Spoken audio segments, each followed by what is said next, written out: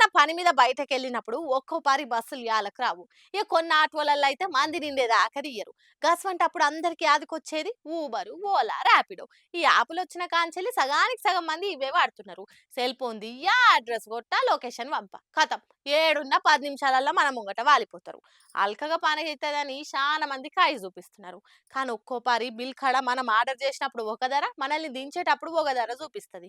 10-20 రూపాయలు తేడా అంటే ఏమన్నా అనుకోవచ్చు గాని ఈ అన్నకు సీదా కోట్లలోనే చూపించిందట బిల్లు. ఈ అన్న పేరు దీపక్, ఢిల్లీ నోయిడాలుంటాడు. ఏదో పని మీద బయటకెళ్ళిండట. ఓ దిక్కు ఎండనేమో బాగా కొడుతుందని యూబర్ ఆటో బుక్ చేసుకున్నాడు. అన్న ఫోన్ లో మొదలు 62 రూపాయలే చూపించిందట. ఇక దిగే టైం కు 7,66,83,762 రూపాయల బిల్లు చూపించిందట. ఖాతం అంత మొత్తంలో బిల్లు చూడంగానే జర్సేపు గుండా అయినంత పని అయిందట మనోనికి. ఇడ గమ్మతి చిత్రం చూడుర్రి. బిల్లుకే గుండా అయినంత పని అయితే ఇంకా అలా వెయిటింగ్ ఛార్జ్ కింద 5,99,09,189 రూపాయలు వేసే వరకు కోమాలకు పోయినంత పని అయిందట. ఇంకా అధ్వానం ముచ్చటేందంటే ఇంత పెద్ద బిల్లుకు ఊబరోడు 75 రూపాయలు డిస్కౌంట్ ఇచ్చుడు చూస్తుంటే దేంతో నెత్తి వల కొట్టుకోవాలనో సమజ్ కాలేదట దీపక్.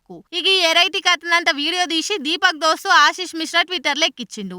చంద్రయాన్ నుంచి ఆటోను బుక్ చేసుకున్నా ఇంత ఛార్జ్ కాదేమో అని కామెంట్ బాక్స్ వాళ్ళకే తట్టే రియాక్ట్ అవుతున్నారు నెటిజన్లు. ఈ వీడియో మళ్ళా కంపెనీకి ఏడ గలిసి పేరు తెస్తుందో అని ఊబర్ కంపెనీ దీపక్ కు సారీ చెప్పి గిట్ల ఎట్లా అయిందో చూసుకుంటామే, ఏదో టెక్నికల్ ప్రాబ్లం ఉన్నట్టున్నది అని రిప్లై ఇచ్చింది. చూస్తురు కదా ఎట్లయిందో, జర మీరు కూడా చూసి బుక్ చేసుకోర్రి. 24 గంటలు ఫోన్ తల్లినే నమ్ముకుంటే గిట్ల గుండు కొరిగించుకునే కథ అవుతుంది. అన్నకి ఈ బిల్లు చూడంగానే ఊకెనైనా బుక్ చేస్తే కదరా నడుచుకుంటా పోయినా అయిపో అనిపించచ్చులే. అట్లుంటది మళ్ళా సెల్ ఫోన్ మహిమ. ఈ ఆంధ్రాల రాజకీయం పంచాయతీలు గమ్మతుంటాయి. అవిట్లోతు ఎవ్వరికి అంత చిక్కది. అలా రాజకీయం ఏందో గాని అట్టిగా ముసలోళ్ళు ఉసురు పోసుకుంటారు కదా.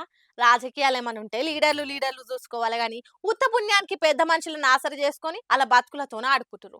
అరే మాకు బాధ అవుతుందిరా నాయన అంటే అప్పుడు కూడా ఎవల కోటేయాలో తెలుసుకోరి అనుకుంటా ఎలక్షన్ ప్రచారం చేస్తురు. ఇలా ఓట్ల పిచ్చి పాడుగాను. ఆంధ్రాలు ఇప్పుడు ఏడ చూడు పెన్షన్ల పంచాదే నడుస్తున్నది. ఎలక్షన్ కమిషన్ వాళ్ళేమో వాలంటీర్లు పెన్షన్లు వంచొద్దు అనే ఆర్డర్ వేసింది. ఎందుకంటే మొన్నట్ల ఎలక్షన్ ప్రచారంలో మాట్లాడుకుంటా విజయసాయి రెడ్డి సారు వాలంటీర్లు అందరు మనోలే అన్నోరు జారిండు. ఖాతం టీడీపోలు పోయి ఓట్ల సంఘపోలకు ఫిర్యాదైనరు. దాంతో చంద్రబాబు పింఛన్లు ఆపేసిండని వైసీపీ వాలంటీర్లు ఇట్లా ప్రచారం చేస్తుర్రు. గిట్లనే ఓ ముసలవ్వ పెన్షన్ వస్తలేదని వాలంటీర్ దగ్గరికి పోతే చంద్రాలే నీకు పింఛన్ ఇవ్వకుండా ఆపిండు, మన జగనన్న మళ్ళీ వచ్చినాక నీకు పింఛన్ వస్తది, అప్పటిదాకా మరి నువ్వే ఏ గుర్తు కోటేయాలనో తెలుసు కదా అని వాళ్ళకు అనుకూలంగా ప్రచారం చేసుకుంటుర్రు. దీని మీద YCP social media head Sajjala Bhargav కూడా షేర్ కొట్టిండు. పెన్షన్లు ఎందుకు వస్తలేవో చూడుండ్రి అని కామెంట్ రాసిండు. ఇక ఇది చూసిన టీడీపోలు బాగుమనవట్టే. ఆడలేక పాత గజ్జలు అన్నట్టు మేము వాలంటీర్ల మీద ఫిర్యాదిస్తే గవర్నమెంట్ ఆఫీసర్లతో పింఛన్లు ఇచ్చేటందుకు ఏమైంది, దానికి కూడా మా మీద బద్నాం చేస్తారా? వాలంటీర్లు లేక ముందు ఎట్లిచ్చిండ్రు, వాలంటీర్లు లేని రాష్ట్రాలల్లా పింఛన్లు ఇస్తలేరా ఎట్లా? మీకు ఇయ్యాలని లేక మామూలు బద్నాం చేసి ఓటేపించుకోవాలన్న ఆరాటమే గాని ముసలోళ్ళకి మంచి చేద్దామని కాదని సైకిలోళ్ళు అంటుర్రు.